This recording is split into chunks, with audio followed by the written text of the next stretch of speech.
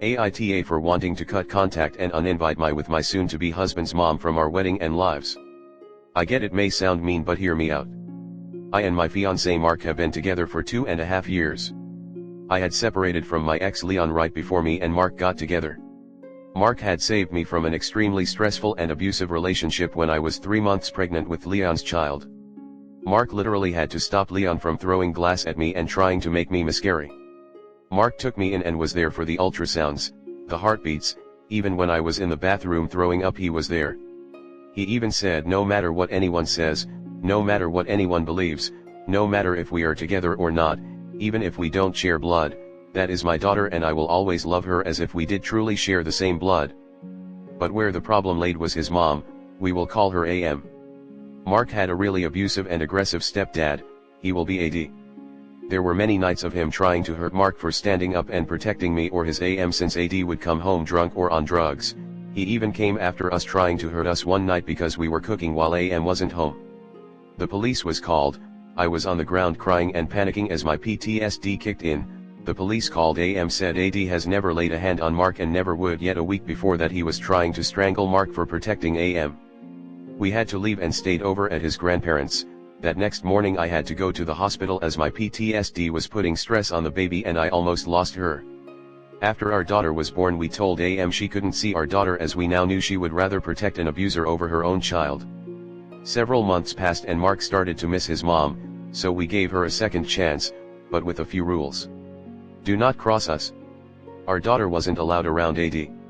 She's not allowed to watch our child unless it's at his grandparents' or home. Do not take her anywhere. She told us okay but wouldn't realistically be hurt if we took our daughter away from her again. As months passed we saw the difference on how she treated our daughter compared to her nieces.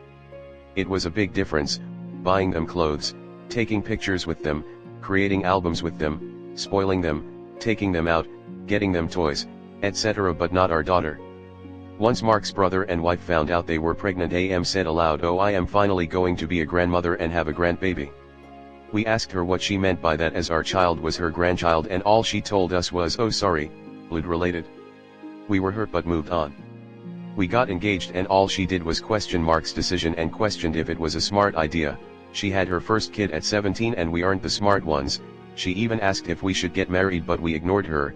We get married in 32 days BTW and I'm excited. Now comes to last week, she posted all 4 of her boys with their significant other, Mark's little brothers with their GFS, Mark's older brother, his wife, and their baby. Then me and Mark, but not our sweet child. We called AM out on it once again, then AM made a FB post about how everyone is out to get her. That was NT the situation, we just wanted our daughter to be treated the same. Mark's older brother had even called her out on it too, saying yes, she's not blood but she's my niece and deserves to be treated as our family. All she says is we never give her the chance to be a grandma, but we tell her when we are in town. We are one town over 30 minutes away, we try to video chat, we tell her to come visit anytime, we send her pictures. Me and Mark are at the point of no more changes, no more trying, just cut the line and be done with it. I told him I didn't want her to be at the wedding and want to take her off the list, but AITA for feeling that way. I just have a big heart and want my baby to have a family since I didn't have mine and was that black sheep in the family. I don't want her to hurt like I did. Comment. No, you are not the a-hole. Absolutely not. Firstly, her actions speak louder than any lie from her mouth. She is telling you and your future husband clearly how she feels about you and your daughter. Don't let your baby girl grow up like this. As an option. Never being a priority. I know, it's only her grandmother, but it will still hurt her. She will see how the others are threatened, and what a difference is between her and them. She will question what is wrong with her. Not with your mill, but her. You can tell your future husband he can have a relationship with your mother, but you, your daughter and future child, Ren, will not. She disrespect you every moment she can, and you will not let her threaten you and your children like this. You don't deserve it. They don't deserve it either. Don't let them grow up in a world where they think this is totally normal. Actions have consequences, even with blood relatives. Good luck, and enjoy your wedding day. I wish you the best. What did Mark say when you told him you didn't want AM and AD at the wedding? His answer should tell you a lot. If he agrees with you, You're definitely NTA because he doesn't even want his own family there either. If he disagrees, maybe you can work out a compromise. I would worry about Ad's behavior at the reception though if he gets drunk and aggressive. That would definitely put a damper on your party. Maybe just invite them to the ceremony only. If you cut that person, and her partner, out of your lives, you and your child, you would be smart, intelligent, and a good mother to your child. This woman is toxic, and an enabler of a violent addict. I understand you're so misses his mother, but be realistic, this is for him. She defends a person that tries to seriously harm you, this is not the action a mother would take. Next story 2. AITA for not wanting to have anything to do with my abusive and alcoholic cousin. I come from an Indian/Bengali household living in the suburbs near Kolkata. My family is a relatively traditional family and frankly, I dislike everything in the household since it follows the strict gender role. I am the youngest in the family and vicious generational cycle since I did not grow up with my cousins. This cousin of mine is the only son of my family and also the son of the eldest brother, the rest of them have girls. He is much older than me, so when he got married I was just around 10 years old. I don't remember much.